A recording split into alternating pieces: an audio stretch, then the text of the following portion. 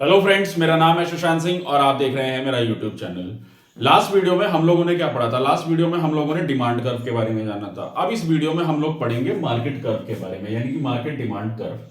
तो हम लोग माइक्रो इकोनॉमिक्स में भी क्या पढ़ रहे हैं? अभी हम लोग डिमांड थ्योरी के बारे में पढ़ रहे हैं कि किसी भी इकोनॉमी में जब तक डिमांड नहीं होगी तो वो इकोनॉमी कैसे चलेगी। तो डिमांड कर्व हम लोगों ने जाना कि डिमांड जो है वो प्राइस पे वेरी करती है, यानी कि प्राइस बढ़ेगा तो डिमांड घटती है और प्राइस कम होता है तो डिमांड बढ़ती है, बाकी चीजें कांस्टेंट रहती हैं। अभी हम इतनी चीजों को हमने समझा था डिमांड में, ठीक है ना। तो जो डिमांड कर्व था ना, वो हमने एक इंडिविजुअल आदमी के पर्सपेक्टिव से हम लोगों ने समझा। माइक्रो इकोनॉमिक्स में हम लोग क्या पढ़ रहे हैं? इंडिविजुअल चीजों पे हम लोग बात कर रहे हैं, तो वो था एक इंडिविजुअल कर्व। अब हम यहाँ पे क्या करेंगे? अब हम मल्टीपल लोगों की डिमांड्स को कंबाइंड करके एक प्राइस सेट करेंगे और उससे हमारा मार्केट डिमांड कर्व निकल कर आएगा। अब उससे होगा क्या? उससे होगा ये कि जो बड़ी बड़ी कंपनीज है जो अपनी प्राइसिंग स्ट्रेटेजीज अप्लाई करती है माइक्रो इकोनॉमिक्स के प्रिंसिपल्स को यूज करके, फिर उससे वो क्या करती है? अपने प्रोडक्ट का एक बेटर प्राइस सेट करती है। अब देखिए होता क्या है ना कि एक प्रोड्यूसर क्या चाहेगा कि अपने प्रोडक्ट का एक ऐसा प्राइस रखे जिसमें वो मैक्सिमम प्रॉफिट ले सके।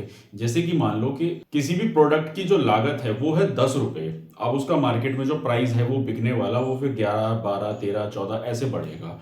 अब वो ये डिसाइड करेगा कि मार्केट में वो एक प्राइसिंग स्ट्रेटेजी लगाएगा। वो देखेगा कि प्रोडक्ट में मार्केट में जगह जगह पे चीज़ों को भेजेगा, कहीं पे 12 रुपए दाम रखेगा, कहीं पे 13 रुपए रखेगा और कहीं पे 14 रुपए रखेगा, और उससे फिर वो टेस्ट करेगा कि उसकी डिमांड पे क्या फर्क पड़ रहा है। या वो एक फिक्स प्राइस रख देगा और उससे चेक करेगा कि कितनी डिमांड कैसे कैसे आ रही है। तो जैसे ये ग्राफ देख रहे हो ना, ये इंडिविजुअल डिमांड कर्व है 3 तरह के लोगों के, और उसके बाद इसको कंबाइन करके एक मार्केट डिमांड कर्व बनता है, ठीक है ना।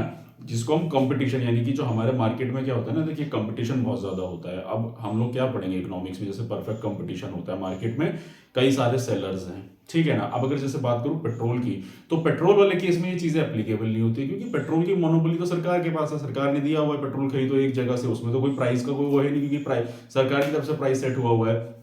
लेकिन मार्केट में कितनी सारी चीजें, जैसे मोबाइल फोन है, कपड़े हैं, खाना है, इन चीजों में मल्टीपल तरीके के सेलर्स हैं इसको मार्केट में बेचने वाले। तो फिर उसमें क्या होता है कि भाई कोई दाम सस्ता करेगा, कोई ज्यादा करेगा, तो जहां सस्ता मिलेगा कंज्यूमर वहां भागेगा।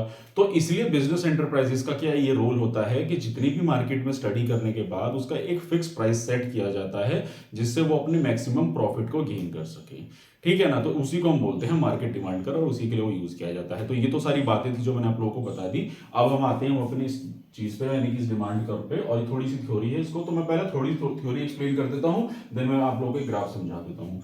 तो होता क्या है? So it is essential part of creating a business plan and allow you to find a market demand, ठीक है। बिजनेस प्लान होता है, ठीक है।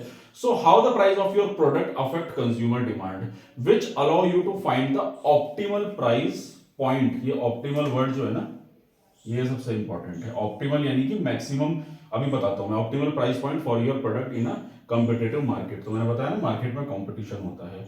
ऑप्टिमल प्राइस का मतलब होता है यानी कि एक मैक्सिमम, एक ऐसा प्राइस सेट किया जाए जिसमें प्रोड्यूसर मैक्सिमम प्रॉफिट गेन कर सके।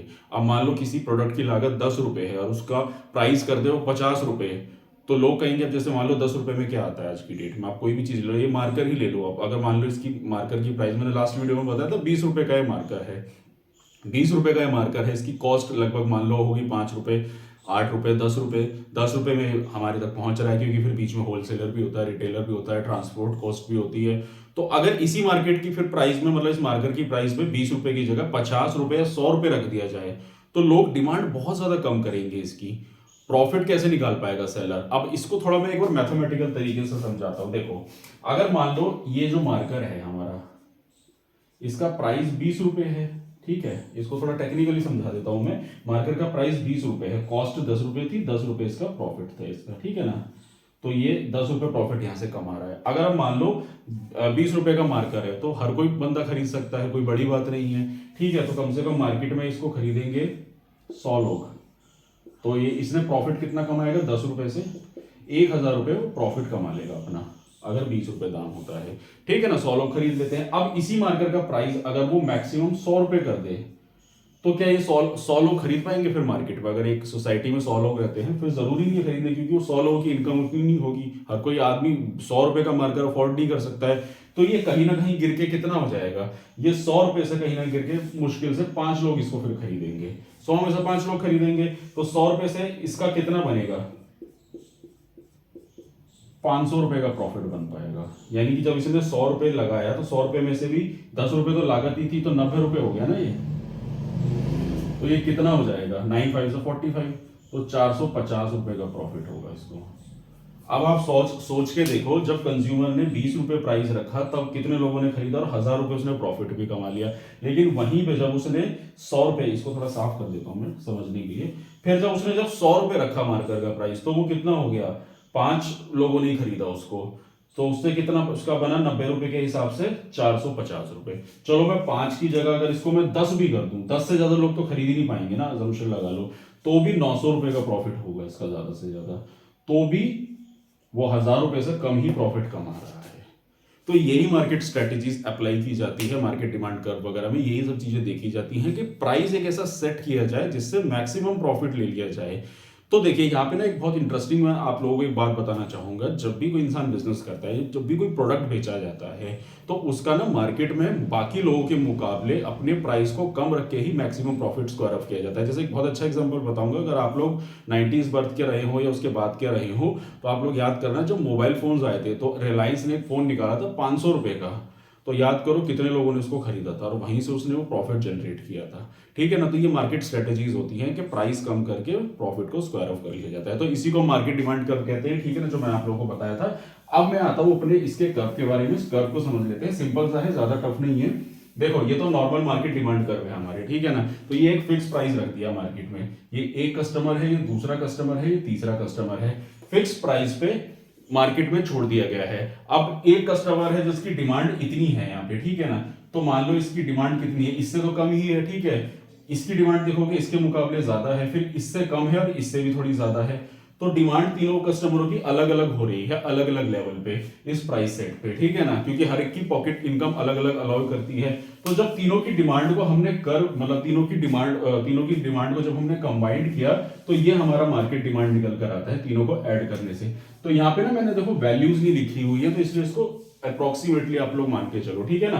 तो ये हम लोगों ने जब तीनों की डिमांड को ऐड करा उसी प्राइस सेट पे, तो ये हमारा प्राइस सेट निकल कर आता है, ये हमारा मार्केट डिमांड कर्व निकल कर आता है, एज यूजुअल डाउनवर्ड स्लोपिंग। इसमें एक चीज और बताना चाहूंगा, मार्केट डिमांड कर्व एकदम स्टीप हो जाएगा कब, जब मान लो अगर प्राइस बहुत ज्यादा हाई होंगे, जो अभी मैंने एग्जांपल दिया आपको मार्केट का 100 रुपए का, तो प्राइस जब बहुत ज्यादा हाई हो जाएगा तो क्या होगा, डिमांड एकदम कम हो जाएगी, तो हमारा डिमांड कर्व एकदम स्टीप हो जाएगा, तो इसको हम बोलते हैं स्टीप डिमांड कर्व। ये होता है स्लोपिंग वाला एकदम, और ये होता है स्टीप एकदम खड़ा डिमांड कर्व, बल्कि इससे भी ज्यादा एकदम ऐसे हो जाएगा डिमांड हमारा, ठीक है ना।